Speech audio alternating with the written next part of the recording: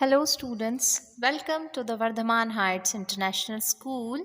Today, we are going to learn dimensions, dimensional formula, and its applications. So, first, let's start with this picture. Look, have a look this picture. और कोशिश करेंगे कि हम पहले ये समझ लें कि डायमेंशंस की ज़रूरत हमें क्यों होती है, क्या रिक्वायरमेंट है. ओके. अब जैसा कि हम फिगर में देख रहे हैं, हमारे पास टू टाइप्स की क्वांटिटीज़ होती हैं, स्केलर एंड वेक्टर क्वांटिटीज़, जो हम ऑलरेडी डिस्कस कर चुके हैं.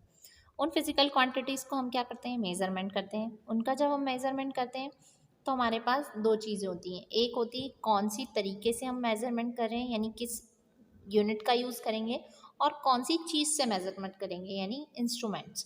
तो हम अभी इंस्ट्रूमेंट से रिलेटेड डिस्कशन नहीं कर रहे हैं, हमें यूनिट से रिलेटेड डिस्कशन करना है, जिसमें हम डायमेंशन एनालिसिस को इम्पोर्टेंस देंगे. ओके.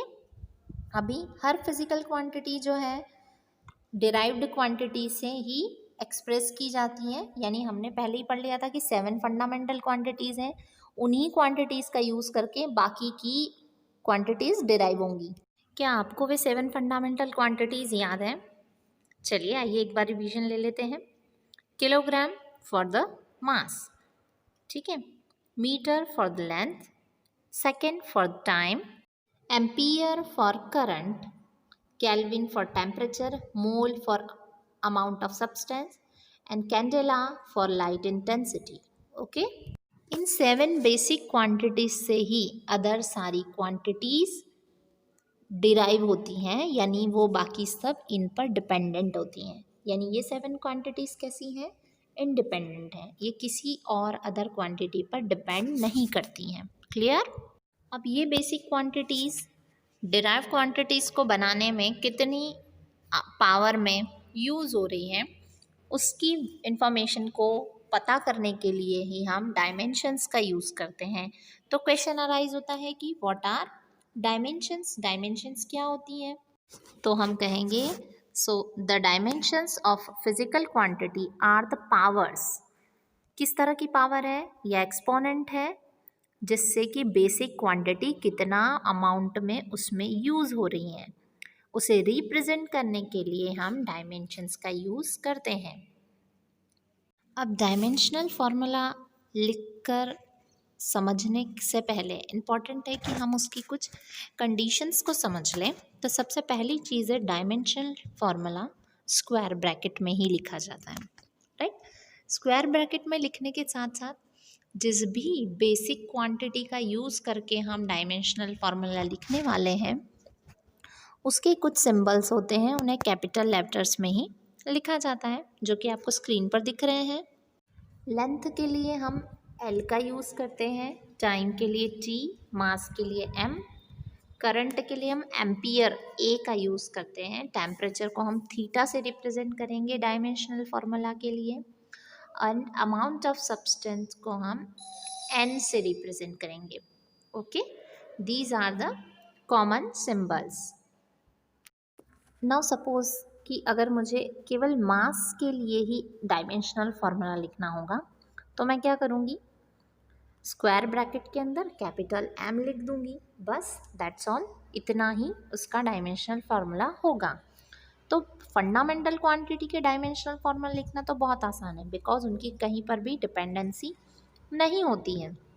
पर अगर कोई डिराइव्ड यूनिट है तो उसका डायमेंशनल फार्मूला कैसे लिखा जाएगा, वो अब हम सीखेंगे. आपको स्क्रीन पर दिख रहा होगा कि हम generally dimensional formula basic quantity के लिए तो उनके सिंबल्स से ही डायरेक्टली लिख लेते हैं.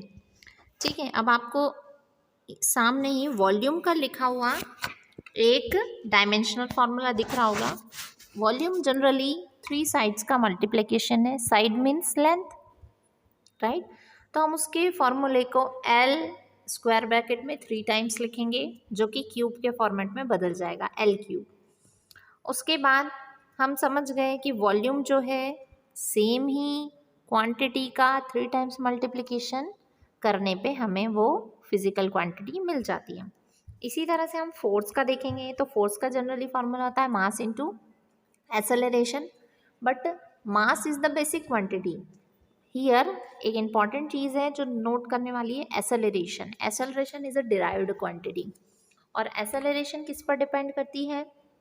एसेलरेशन डिपेंड करती है डिस्टेंस यानी किसी प्रकार की लेंथ और टाइम के स्क्वायर के बराबर अपॉन में, राइट। तो उसका डायमेंशनल फॉर्मूला हमने कैसे लिखा? एम एल और अपॉन में टी का स्क्वायर। ये बात ध्यान रखें कि हम स्क्वायर ब्रैकेट को लिखना ना भूलें। अब टी जो है अपॉन में है, वो भी स्क्वायर के साथ, तो जब हम उसको ऊपर की तरफ सबके साथ लिखेंगे तो हम उसे इनवर्स स्क्वायर के फॉर्मेट में लिखेंगे। सो the dimensional formula for the force is ml t minus 2। और भी derived quantities के formulas आपकी बुक के पार्ट 1 फिजिक्स की बुक के पेज नंबर 214 पर मिल जाएंगे, ठीक है। उस पर आप चेक कर कर अपने और भी फिजिकल क्वांटिटीज़ के डायमेंशनल फार्मूला प्रैक्टिस कर सकते हैं। अब हम वेलोसिटी का डायमेंशनल फार्मूला देखेंगे। तो हमें पता है वेलोसिटी क्या होता है? Distance upon time. डिस्टेंस और स्पीड, वेलोसिटी और स्पीड दोनों के डायमेंशनल फार्मूले सेम होंगे क्योंकि उनकी यूनिट भी सेम होती है। यस, एक के साथ डिस्टेंस लिखते हैं, एक के साथ डिस्प्लेसमेंट लिखते हैं, और अपॉन में दोनों का ही डिवाइड किससे होता है? टाइम के रिस्पेक्ट में होता है, ठीक है। तो दोनों ही क्या है? एक तरह की लेंथ है, इसलिए फॉर्मूला बनेगा एल अपॉन टी। दोनों ही स्क्वायर ब्रैकेट में होंगी। ऑब्वियस सी बात है, टी अपॉन में है तो हम क्या करेंगे? टी को ऊपर लेकर जाएंगे एल के साथ, तब वो इनवर्स के फॉर्म में लिखा जाएगा, यानी पावर हो जाएगी L T minus 1। This is the dimensional formula for speed and velocity both. Now we are going to understand the dimensional analysis. क्या ज़रूरत होती है डायमेंशन को एनालिसिस करने की? जब हमने डायमेंशनल फार्मूला निकाल लेते हैं तो वो हमें कहाँ कहाँ हेल्प कर सकता है? तो वो हमें एक इक्वेशन को डिराइव करने में हेल्प कर सकता है। ये हेल्प कर सकता है कि कोई हमने इक्वेशन जब लिखी है तो वो डायमेंशनली करेक्ट है या नहीं, ठीक है। इससे पता चल सकेगा कि जब भी हमने कोई इक्वेशन को डिराइव किया तो डायमेंशनली करेक्ट है या नहीं, और साथ ही साथ उससे हम यूनिट्स का कैलकुलेशन भी कर सकते हैं कि वो किस तरह की यूनिट से बिलोंग करेगा। क्लियर?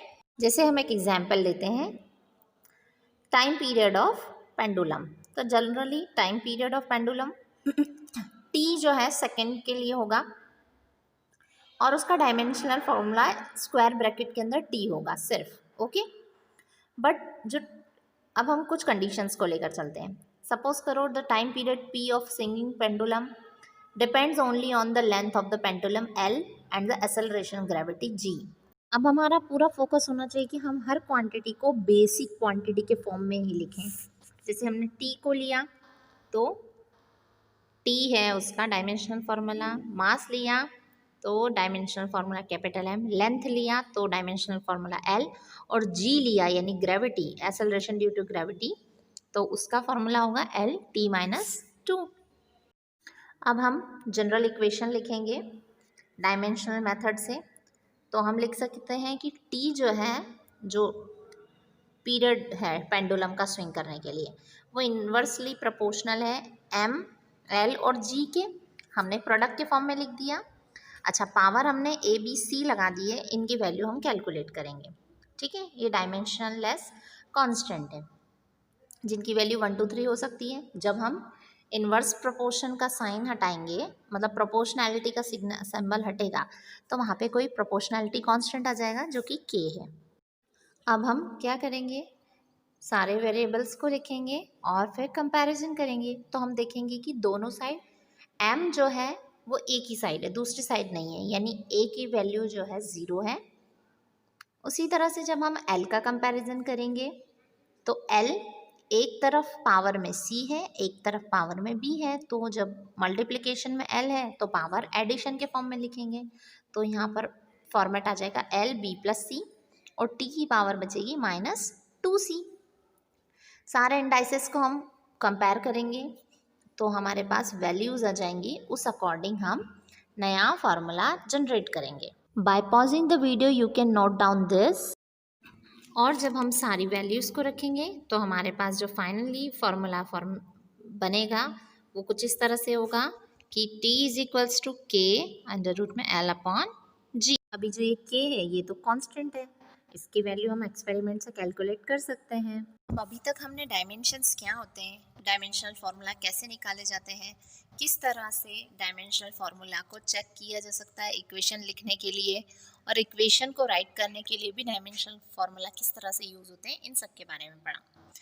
पर एक चीज़ है कि क्या ऐसी कोई क्वांटिटीज़ हो सकती हैं जो डायमेंशन लेस हों, इस पर डिस्कशन करेंगे। Then yes, there are some physical quantities which are dimensionless, जैसे कि न्यूमेरिकल वैल्यू, अगर किसी कांस्टेंट की वैल्यू 1 2 3 4 या 90 2 पाई बाय 4 इस तरह की हो, पाई बाय 2 हो, तो ये सारी न्यूमेरिकल वैल्यूज कहलाएंगी जो कि कैसी होती हैं, डायमेंशन लेस होती हैं। ठीक है, उसके बाद आता है ratio between the same quantity और एंगल।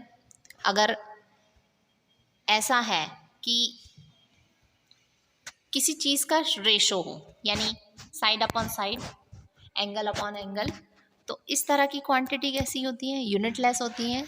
तो जो क्वांटिटी यूनिट लेस होगी वो साथ ही साथ क्या होंगी, डायमेंशन लेस भी होंगी। करेक्ट। उसके बाद कुछ ऐसे कांस्टेंट होते हैं, लाइक यूनिवर्सल कांस्टेंट है हमारा जी, कैपिटल वाला। इसके अलावा और भी बहुत सारी क्वांटिटीज़ हैं, लॉग की वैल्यूज़ जो होती हैं, इंटीग्रेशन के बाद जो कांस्टेंट मिलता है उनकी जो वैल्यूज़ होती हैं, ये सभी कैसे हैं, correct, dimensionless. So okay student, आज के लिए हम यहीं वाइंड अप करेंगे। I hope this topic is clear for you, and if you have any query then please write on comment box hashtag with your name. And one more important thing, that you have to practice more and more and uh, rewind the videos again and again. At least 3 time आप एक ही video को ज़रूर देखें, जिससे कि आपकी queries जो हैं वो ख़त्म हो जाएं, क्योंकि ये पॉसिबल नहीं हो पाता है कि जब आप फर्स्ट टाइम वीडियो देख रहे हैं तो आप फुली अटेंशन के साथ उसे देख पाएँ और समझ पाएँ। तो बेहतर होगा कि आप एक बार वीडियो देखने की बजाय एटलीस्ट 3 टाइम वीडियो हर सब्जेक्ट का देखें, जिससे कि आपका रिवीजन भी होता रहे, साथ साथ आपके जो भी डाउट्स हैं या सिंपल गोइंग जो चीज़ें हो सकती हैं वो आपको इजीली समझ आ सके। Okay, have fun, keep practising.